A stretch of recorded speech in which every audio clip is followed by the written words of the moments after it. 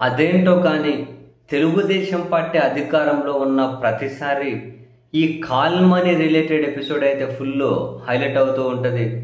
ఆ బాధితులు రకరకాల హింసలకు పాల్పడుతూ ఆ విషయాలన్నీ బయటకు వస్తూ ఉంటాయి. 2014-19 మధ్య ఈ కాల్ మనీ అనేది దాని చుట్టూ అసెంబ్లీలో జరిగిన చర్చ పెద్ద ఎపిసోడ్ అది.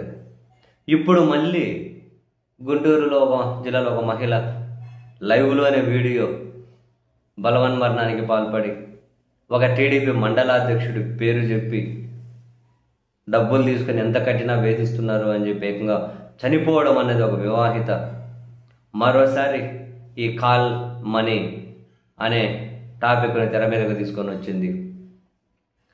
ఆ మహిళ అలా చనిపోవడం అండ్ ఈరోజు సాక్షి పడగ విప్పిన టీడీపీ కాల్ నాగు అని ఒక కథనం రాసింది. మామూలుగా ఆ మహిళ అలా చనిపోవడం అని ఈ కథనం ఈ రెండు కనుక మనం చూస్తే ఒక మండలాధ్యక్షులే ఇంత చేయొచ్చా అధికారంలో ఉంటే, ఈ స్థాయిలో బరితెగింపులు ఉంటాయి, ఆ సిస్టమ్ ఏమీ చేయదా అనే అనుమానం మనలాంటి సామాన్యులకు అమాయకులకు కలగడం సహజం. నిజంగానే అధికారం ఉంటే ఇన్ని బరితెగింపులు చేస్తారా? పడగ విప్పిన టీడీపీ కాల్ నాగు పేరుతో హెడ్డింగ్తో సాక్షి రాసిన కథనం చూడండి. ఆయన గుంటూరు టీడీపీలో ఓ మండలప్పనికి పార్టీ అధ్యక్షుడట. రాష్ట్ర కమిటీలోనూ ఓ పెద్ద పదవి ఉందట. అన్నిటికీ మించి ప్రత్తిపాడు నియోజకవర్గంలో షాడో ఎమ్మెల్యేగా పేరు గడించాడట. ఆ షాడో ఎమ్మెల్యే చేసే ఆగడాలు, పేదలపై చేసే దౌర్జన్యాలు, కప్పం పేరుతో వ్యాపారులపై విసిరే పంజా, చేసే సెటిల్మెంట్లకు అడ్డు అదుపు లేకుండా పోతుందట. అధికార పార్టీ పెద్దల ఆపన్న హస్తం ఉండడం, అతని దందాలు, బలవంతపు వసూళ్లలో కూటమి నాయకులతో పాటు ప్రభుత్వ పెద్దలకు వాటాలు అందుతుండడంతో ఇదేమని అడిగేవారే కరువయ్యారు. ఫలితంగా ఆయన దందా 3 దౌర్జన్యాలు, 6 బెదిరింపులుగా సాగిపోతుంది. తాజాగా ఓ మహిళను కాల్ మనీ పేరుతో వేధించగా ఆమె బలవన్మరణానికి పాల్పడడంతో ఆ కాల్ నాగు పేరు గుంటూరు జిల్లాలో చర్చనీయాంశంగా మారింది. అదే మహిళ ఇంతకుముందు మనం వీడియోలో మాట్లాడుకున్నాం కదా.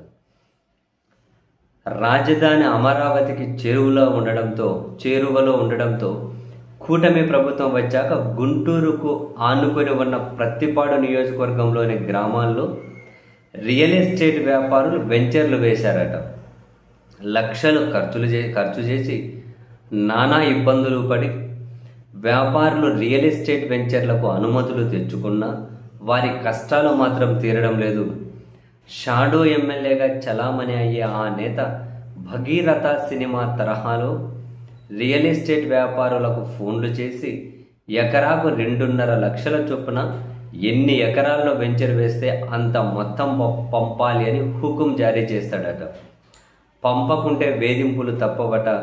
ఇదే విషయం గతంలోనూ పెద్ద ఎత్తున నియోజకవర్గంలో చర్చకు దారితీసిందట. ఈ నేత మద్యం వ్యాపారంలోనూ ఆరితేరిపోయాడట. ఆయనకు గుంటూరు పరిసరాల్లో ఒక బార్ అండ్ రెస్టారెంట్ ఉందట. గుంటూరు రూరల్ మండలంలో లిక్కర్ సిండికేట్లో కీలక భాగస్వామి అట ఈయన. కొద్ది నెలల క్రితం ప్రత్తిపాడు నియోజకవర్గంలోని మద్యం షాపుల లైసెన్సుదారులు ఒక్కొక్కరు ప్రతి షాపు నుంచి 5 లక్షలు ఇచ్చేలా మాట్లాడాలి అని అబ్కారీ అధికారులకు ఆర్డర్ వేశాడట.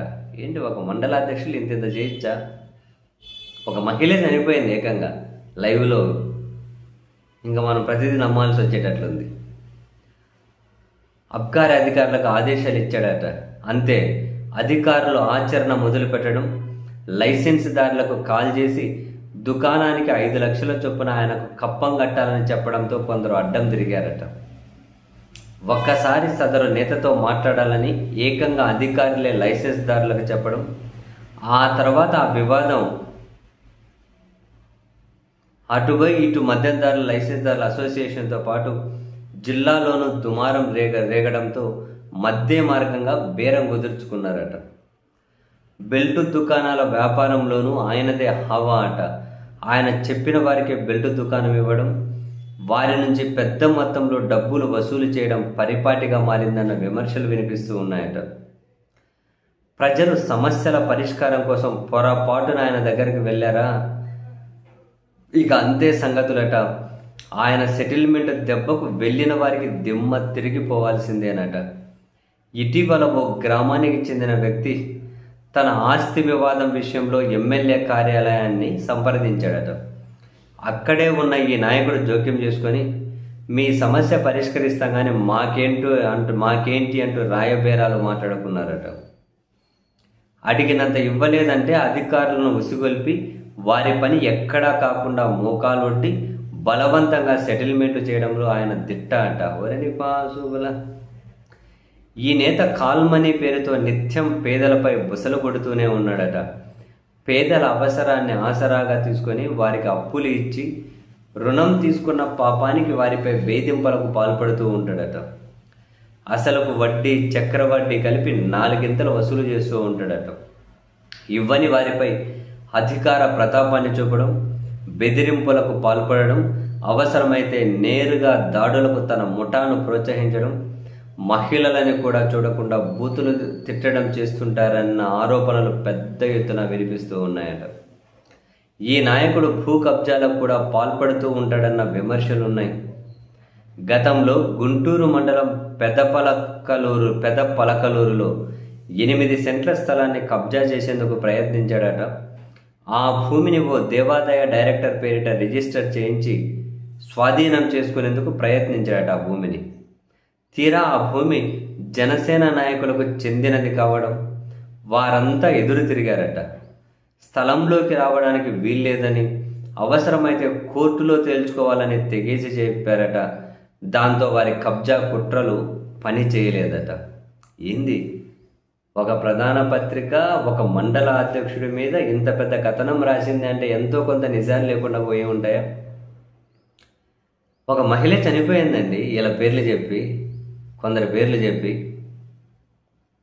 అంటే తీసుకున్న దానికి విపరీతంగా వసూలు చేస్తున్నారు, ఇచ్చి ఇంకొంచెం బ్యాలెన్స్ ఉన్నా వదలట్లేదని లైవ్ పెట్టి పురుగుల మందు మూత ఓపెన్ చేసుకొని తాగి చనిపోయిందండి. Just imagine the pain. Just imagine the pain man. అధికారం ఉంటే ఒక మండలాధ్యక్షుడి స్థాయిలో ఇంత చేయొచ్చా? ఓయ్, నాకు తెలిసి సరే భారతదేశం సంగతి ఏమో కానీ ఆంధ్రప్రదేశ్లో రాజకీయానికి మించిన పెద్ద వ్యాపారం బహుశా ఏది ఉన్నట్లేదు. ఆబ్కారీ అధికారులకు ఆదేశాలట, వెంచర్లు వేసే వాళ్ళకు బెదిరింపులట, ముఠాలట, దాడులట, కాల్మనీ అట. మరి వీళ్ళ వెనక ఇంకా పెద్దలు లేకుండా ఇంకెవరైనా లేకుండా ఇంత చేస్తారా చెప్పండి? వీళ్ళ వెనక ఎవరు పెద్దలు లేకుండా ఇంత చేస్తారంటే ఎవరైనా నమ్మితే అమాయకత్వమే అవుతుంది. బాబోయ్, నిజంగానే ఏం సిస్టంలు, ఎక్కడికి వెళ్తున్నావు? ఒక మండల స్థాయి నేతలే ఇంత చేస్తారా మాస్టర్? ఇంకా దేనికి మాస్టరు మన వ్యవస్థల గురించి అంత గొప్పగా మాట్లాడుకోవడం?